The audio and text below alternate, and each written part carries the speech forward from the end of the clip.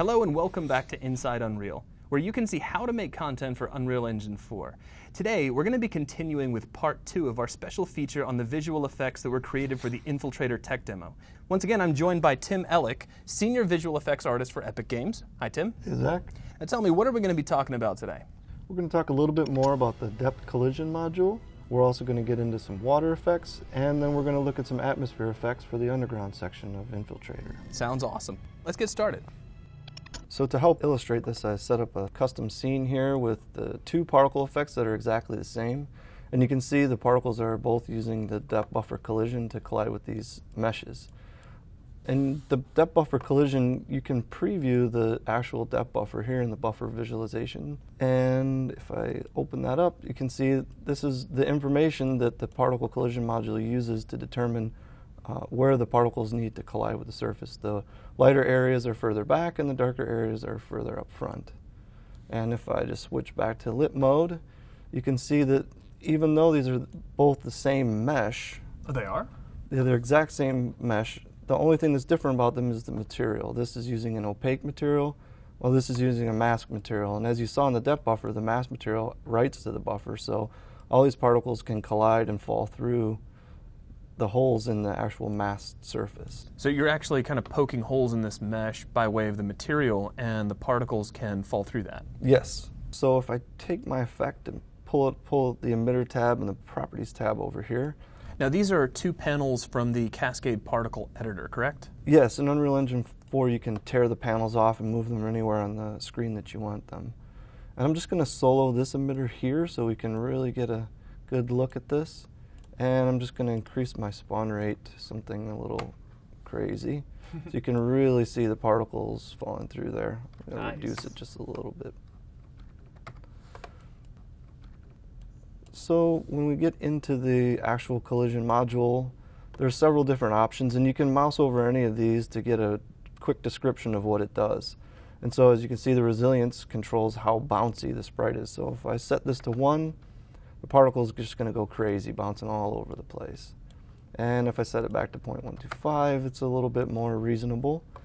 And then friction is just how sticky the surface may be. So if I set it to 1, the particles are just going to really adhere to the surface.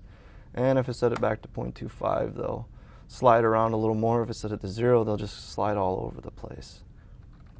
And we can also use these radius controls to offset the sprites from the surface so that they don't just clip right into the ground, so can get them to show up just a little bit more. So it's kind of like offsetting the collision surface? Yes. And then we have the response method, which determines how the particles are going to behave once they collide. You can set them to stop and they'll just stick right to the surface, or you can set them to kill and they won't go through the surface anymore. You can see that most evidently over here. That is just too cool.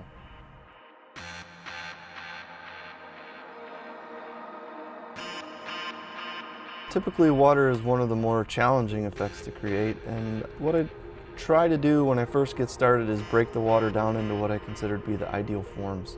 And in order to do that, I take a look at a lot of different reference. Sometimes I look at photography, but I also like to look at 2D animation like old Disney films, as well as the book Elemental Magic by Joseph Gillen, which I recommend to any effects artist. And you can see here that I've broken all of this down into like the 6 parts that I felt like I needed to achieve this particular effect. It's just sort of like a larger splash, and then another bit of water that just sort of lifts off the surface, then the radiating ripples, as well as some different droplet shapes which I can use on sprites, and then this drop which I can use with a mesh emitter. And once I get all those things together, I pull all that into Cascade, and you can see here's the final effect. And I can use the dynamic parameter and different material controls within Cascade to manipulate the behavior of the material in time with the animation which I control on the mesh level. Can we see that in wireframe? Sure. Oh yeah, that's really cool. You can see here each one of these is 3-dimensional, so if I rotate it around from different angles, you can get a different view of it. And we can even use it in different ways. Like this particular mesh, you can see looks more like if someone was to step in a big deep puddle and it would lift up and splash out. But in order to reuse and save on memory, I actually just scale the mesh a little bit different and animate it differently here so that I can save on asset space. Now, where do you see this effect in Infiltrator? It's in the hallway as the soldier's making a turn and walking down towards the infiltrator, and you can see it on the right-hand side there. And it's one of those effects that we use just more for ambience to add some secondary animation to the world and just help bring the world to life. You can see in the background here there's a lot of mist and haze, and this is achieved with a mixture of particle systems as well as meshes. And there's some more haze down in here just kind of drifting up through the grates, and that helps define the midground, the background, and then in the foreground we have this kind of lit smoke or fog, and then some God rays coming through the grates, as well as all these little tiny dust motes floating around in the air, and you can see they just sort of parallax and as you move through the space. Yeah, they add a really nice depth. And these dust motes are kind of interesting because I'm actually using a vector field to control their behavior.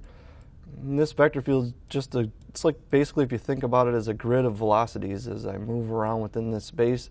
Each one of these little lines denotes a direction that the particle is going to move in.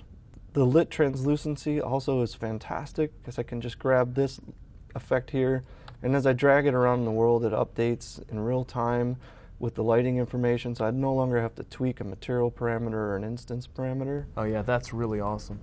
Now, let me ask you this. As an effects artist, how has Unreal Engine 4 enabled you to create scenes like this? With the new GPU particles, I really don't have to worry about my emission rates and simulation time as much. So I can emit hundreds and hundreds of these little dust motes in the air, and I don't have to worry that every single one of them is ticking and updating every frame and chewing up game thread time.